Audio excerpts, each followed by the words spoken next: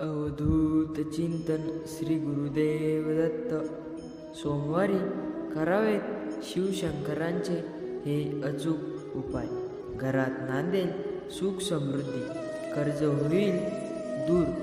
तर मित्रांनो, जे स्वामी भक्त आपल्या चॅनलवरती नवीन असाल तर चॅनलला सबस्क्राईब करा आणि कमेंटमध्ये श्री स्वामी समर्थ नक्की लिहा. चला तर व्हिडिओला सुरुवात करूया. शंकर देवाची पूजा करण्यासाठी सोमवारी हा दिवस सर्वोत्तम मानला जातो. सोमवारी केलेले निश्चिंत उपाय तुमच्या आयुष्यातील समस्या संपवू शकतात. प्रदोष काळात म्हणजेच संध्याकाळी सोमवारी तांदूळ, दूध आणि चांदीचे दान करा. असे केल्याने तुमच्या जीवनात सुख समृद्धी येईल आणि आर्थिक समस्या दूर होतील. कर्जांपासून मुक्ती मिळवण्याची असेल तर सोमवारी शिवलिंग तांदूळ पाण्यात मिसळून अर्पण करा. असे केल्याने कर्जाच्या समस्येपासून मुक्त मिळते. सोमवारी माशांना पिठाचा गोळा खाऊ घालणे खूप शुभ मानले जाते. शिवपुराणानुसार गव्हापासून बनवलेले पदार्थ भगवान शंकराला अर्पण करावेत. असे केल्याने भगवान शिव खूप प्रसन्न होतात.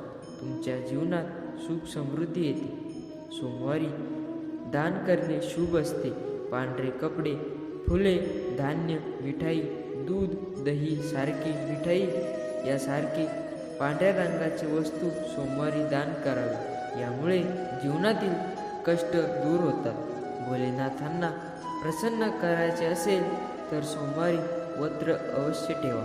सोमवारी वक्र केल्याने मनोकामना पूर्ण होतात आणि प्रलंबित काम पूर्ण होतात. जर तुम्ही कडक उपवास ठेवू शकत नसाल तर तुम्ही दिवसातून एकदाच फळे खाऊ शकतात किंवा मिठा नसेल तर अन्न खाऊ शकतात.